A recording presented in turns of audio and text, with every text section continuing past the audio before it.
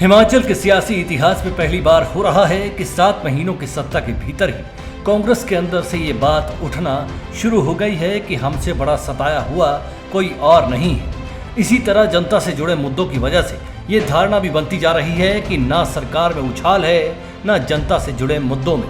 कांग्रेस ने चुनावों से पहले भाजपा को ये बताकर साबित कर दिया था कि रिवाज कायम रहेगा, जबकि भाजपा की बात करें तो उसने भी ये साबित कर दिया है कि उससे बढ़िया विपक्ष की भूमिका कोई और नहीं निभा सकता।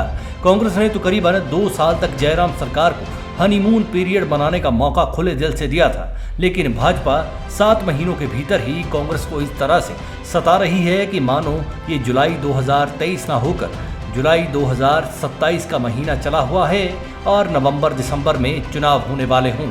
चलिए पड़ताल करते हैं कि ऐसे क्या हालात हैं जिनमें कांग्रेस की ऐसी हालत होती चली जा रही है। सबसे पहले बात करते हैं उस वजह की जो है तो कांग्रेस की अंदरूनी, लेकिन इसका असर बाहरी तौर पर दिखना शुरू हो गया है, यानी मंत्रिमंडल गठन।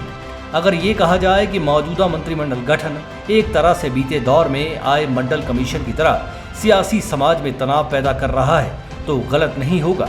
सत्ता में मंत्री पद पर आरक्षण की दौड़ में लोअर हिमाचल पिछड़ कर रह गया है और यहाँ पर पॉलिटिकल विवाद अपर हैंड हो गए हैं। सिर्फ 3 मंत्री पद खाली बचे हैं और इनके लिए कई सिर उठे हुए हैं। अभी की सरकारी सूरत की बात करें तो मुख्यमंत्री समेत 6 चेहरे एकदम से एडमिनिस्ट्रेटिव फ्रेश फेसिस हैं, यानी खुद मुख्यमंत्री सुखविंदर सिंह सुक्खू, हर्षवर्धन चौहान, जगत सिंह नेगी, रोहित ठाकुर, विक्रमादित्य सिंह और अनिरुद्ध सिंह। एडमिनिस्ट्रेटिवली मैच्योर चेहरों में चौधरी चंद्र कुमार, मुकेश अग्निहोत्री और धनीराम शांडिल ही मंत्रिमंडल में मौजूद हैं।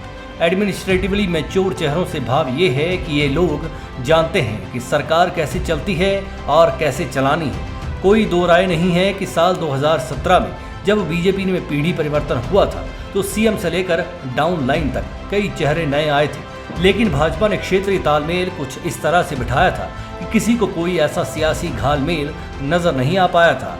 जबकि मौजूदा कांग्रेस की सरकार में ये हालात हैं कि जनता में सरकार की छवि तो दूर की बात, सरकार की अपनी छवि ही अभी तक नहीं बन पा रही। अगर भाजपा कांग्रेस सरकार पर कोई हमला कर रही है तो एडमिनिस्ट्रेटिवली दूर की बात, पॉलिटिकली भी पलटवार सत्ता में बैठे नेता नहीं कर पा रहे। लिहाजा बिना कोई लिहाज किए भाजपा सुख की सरकार को दुख देने में कोई कमी नहीं रख रही। भाजपा इतनी उग्र हो चुकी है कि उसके संगठन और सरकार के नेता एक सुर में सरकार की छवि तो दूर की बात, सरकार के भविष्य पर भी सवाल उठाते चले जा रहे हैं। 7 महीनों के भीतर ही भाजपा ने ये माहौल बनाने में कोई कमी नहीं रखी है कि सरकार अब गई या अब गई। यही वजह है कि जनता में भी ये चर्चाएं शुरू हो गई हैं कि क्या सरकार सच में कहीं खतरे में तो नहीं। लोकसभा चुनाव से ठीक पहले भाजपा का ये सियासी प्रपंच टॉक ऑफ द स्टेट बन गया है। भाजपा का ये इतिहास भी रहा है कि वे सरकारें पलटने में माहिर है।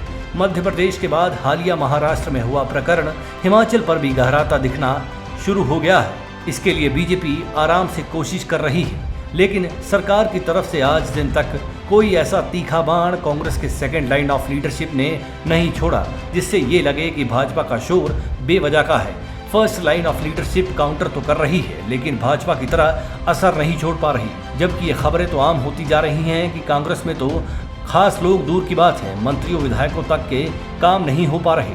कुछ सत्ता में बैठे कांग्रेसी शोर मचा रहे हैं तो कुछ विरोधी हवा दे रहे हैं। अब ताजा हल्ला ये मचा हुआ है कि इस माहौल के खिलाफ कांग्रेस के लगभग 2 दर्जन नेताओं ने हाईकमान तक को आगाह कर दिया है कि ऐसा ही रहा तो हमसे ज्यादा देर तक नहीं निभाई जाएगी। वित्तीय संकट के साथ साथ अब सरकार ऐसी खबरों की वजह से भी भविष्य में राजनीतिक संकट में पड़ती दिखाई दे रही है। तो क्या इस माहौल में ये माना जाए कि भाजपा कांग्रेस की अंदरूनी वजहों के बीच में अपने लिए कोई रास्ता तलाश रही है? एक वरिष्ठ कांग्रेसी नेता का इस माहौल पर ऑफ द रिकॉर्ड ये कहना है कि अब हालात ऐसे हैं कि फाइल रीडिंग और फाइल पर नोटिंग का कोई एडमिनिस्ट्रेटिव कल्चर दिख ही नहीं रहा और विरोधियों को तो छोड़िए, आम कांग्रेसी कार्यकर्ता भी शिमला सचिवालय में स्वर्गीय वीरभद्र सिंह की आत्मा को तलाशता हुआ जरूर नजर आ रहा है। इस टिप्पणी से अंदाजा लगाना मुश्किल नहीं है कि कांग्रेस किन मुश्किल हालात से गुजर रही है। Anish Kaul, black and white news.